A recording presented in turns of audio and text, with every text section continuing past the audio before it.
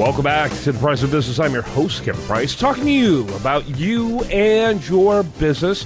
And going to spend some time with Stephen J. Fogel. And he is the author of the book, Your Mind is What Your Brain Does for a Living. I love that name. Hey, welcome to the program, Stephen. Thank you. Nice to be here. You bet. That's a cool name. Yeah. Your mind is what your brain does for a living. Okay, so let's start off with the simple separation of the brain from the mind, which I'm not sure if anyone, or many people rather, can do that. Separate the two. Yes. Well, the way I think it's most commonly held today, although it's not the same, but it's as if the brain is the hardware and the software is the mind. Okay. Yeah, and your brain does all kinds of stuff. In fact, that's contrary to what your mind wants. That's where you get into addiction and, things like that. Isn't that true? Oh, 100%.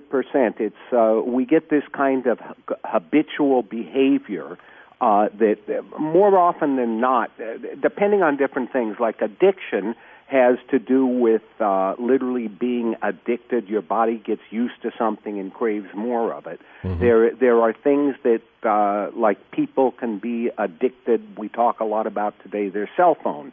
And with that, it's a habitual behavior. So that addiction could be just as strong as the addiction to narcotics, only it's not harmful in the same way, and it goes to a different part of the brain. Okay, when you say it goes to a different part of the brain, but I'm assuming it's endorphins and dopamine in both cases.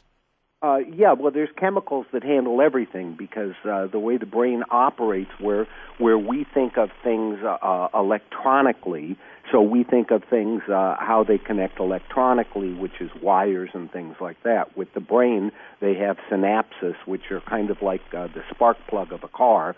So in the spark plug of a car, the flame or the hot part, crosses between two things. So different chemicals can make those same receptor effects. But things like your cell phone, things like eating, things like sex, all those things, they're just as addictive as you pointed out. And I think they call them process addictions, correct? Yes. Yeah. And the bottom line is regardless if it's a process addiction or a substance addiction, the bottom line is that they're disruptive of the work that your mind really wants to be doing. Well, now there, it's the use of language. The question is what is the mind? And for the layman and for most of us that are trying to make our lives easier for ourselves, the way I like to view it is we have a voice in our head. And if you ask people just, do you know, sir, do you have a voice in your head? More often than not, you'll probably get about a 50-50 response, yes, I do, to no, I don't. And then if you, and then someone will say once in a while, and when you ask them, they may say every 20 or 30 minutes. But the reality is that we have thoughts on a 24/7 basis, and most of us believe that voice in our head is us, and that we are the voice in the head. That's all there is to who we are. But what's true about it is that the voice in our head is an operating system, and all of it is to keep us safe. Pretty much every thought you have at the least common denominator will come into a fear-based issue of something that we're worried about. So an example of that would be if you're afraid the stock market's going down and your stock is down, 50%, then all of a sudden you're threatened that your financial survival is at risk. But if at the same time someone who you care about gives you what you perceive as a dirty look, you don't even know that they're even looking at you, but all of a sudden the voice in your head is racing ahead and saying, what happens if they abandon me? Mm-hmm. So the voice in the head is constantly looking for these fear-based potential problems, and the way I like to explain it is that the difference between you and the voice in your head is that the President of the United States, when he has a major problem, a world crisis, he immediately calls in his cabinet.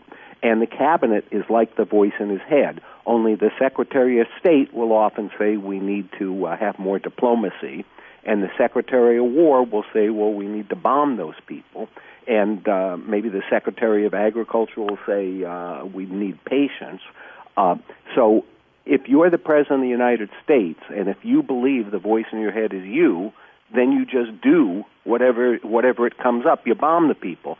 But if you're truly being you, you think to yourself in a mindful way, gee, this one is saying bomb, this one is saying be diplomatic, this one is saying put your head in the sand, and you think about it, and you isolate which is actually the most helpful choice, as opposed to just reacting automatically. Right. Stephen, I have a lot of questions, so I have to ask you to please make your answers just a little shorter, please. Are you familiar with organizations like Adult Children of Alcoholism and groups like that, particularly in the whole ACA variety? Sure. Yeah, it seems to me that a lot of this does come to our family of origins, how those voices speak, when they speak. A lot of people, I think, are addicted to fear. They may call it an addiction to excitement, but they may not even call it an addiction at all. But a lot of us are trained to sabotage ourselves, aren't we? Yes, we train ourselves to do that, and we have these patterns, and we keep repeating the patterns, and generally the patterns come from childhood as opposed to when you were an adult and knew the difference. Yeah. By the way, if you go to usdailyreview.com today, a great article by our guest, Stephen J. Fogel, is there, How to Put Your Inner Child in Time Out. I love that concept, and I think we need that. When we need to do that, I'm assuming, is when we're kind of in crisis mode. We're anxious, we're worried, we're stressed out. What are some of the characteristics when it's time to think, it's time to put that inner child in time out, and what does that look like, that time out? What it looks like, well, a lot of it is just a learned behavior. Like at the simplest way, the simplest example would be that I have a personal policy whenever I get a text or an email that's something that is upsetting to me. Perhaps my business partner says we can't do this deal, and I'm very invested in wanting to do it. So I will not answer that email for a minimum of an hour, because if I answer it right away, that's going to be my teenage self that's going to say, you can't make me sit down and be quiet. Mm-hmm. So we react we react without thinking. Right. We become what they say, reactors rather than actors. Yeah, and generally at that time we're coming out of emotion rather than common sense. Mm-hmm. Mm-hmm. And it seems like this book and this approach to it is applicable to many different aspects of a person's life. They don't want to be a reactor in the way they do business. Certainly don't want to be a reactor in relationship to their spouse or children. So it really does transcend a lot of different areas. I want to encourage people to check out the book and check out Stephen. Stephen, Steven, Jay, Fogel, Fogel.com. StephenJFogel.com. Make it easy. Go to USDailyReview.com. One of the featured articles right there today is Stephen's article. You can see it. How to Put Your Inner Child in Time Out. Stephen, thanks for your time. Well, thank you. Great topic, and I look forward to learning more about it. I loved your article and enjoyed having you on. When I come back, much more for you. Do want to remind you the best content here shows up over there at USDailyReview.com, and this is The Price of Business.